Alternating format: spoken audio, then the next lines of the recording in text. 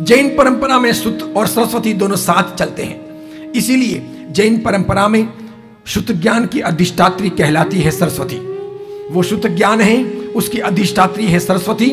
सरस्वती की साधना शुद्ध ज्ञान की साधना है और साथ में शुद्ध ज्ञान की साधना सरस्वती की साधना है।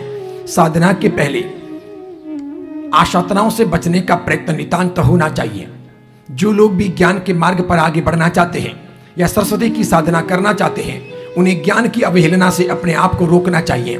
ज्ञान की अवहेलना ना हो, ज्ञानी की आशातना ना हो, हम ज्ञान के मार्ग पर आगे बढ़े। कोई तुतलाते हकलाते लोगों को देख करके हम ना हंसें, उसका मजाक हम ना उड़ाएं।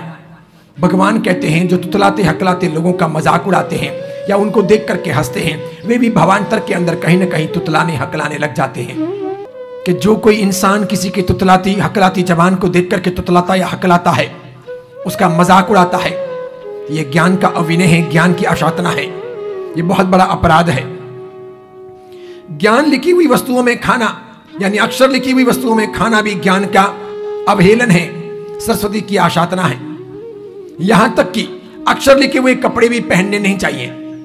इनरवेयर भी धारण करें तो टैग लिखे हुए जो हों वो टैग निकालने चाहिए। इस कदर ज्ञान की साधना करनी चाहिए। जीवन के अंदर और कुछ ना हो सके, मंत्र साधनाएं ना कर सके, सबसे पहले ज्ञान की आशातनाओं से बचना नितांत आवश्यक है। अखबारों को लेकर के सफाई कर लेना, अखबारों में खा लेना, अखबारों को बिछा करके ऊपर बैठ जाना, यह भी ज्ञान की सीधी आशातना है। भगवती सूत्र कहता है ज्ञान देना चाहिए, देने से ज्ञान बढ़ता है, संग्रह करने से छिपाने से ज्ञान कम होता है। तोड़ मरोड़ कर ज्ञान को प्रस्तुत करना या सही बात को तोड़ मरोड़ कर प्रस्तुत करना भी सरस्वती का सीधा अपमान है।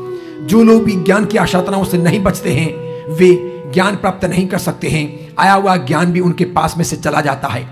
लेकिन ज्ञानी बनने के लिए, विद्वान होने के लिए यह बहुत जरूरी है कि हमें ज्ञान की, ज्ञानियों की अवहेलना नहीं करनी चाहिए। ज्ञान की आशातना से बचना चाहिए, ज्ञान को सम्मानित करना चाहिए। किसी भी पुस्तक को, अखबार को ठोकर नहीं लगानी चाहिए, उस पर नहीं चलना चाहिए।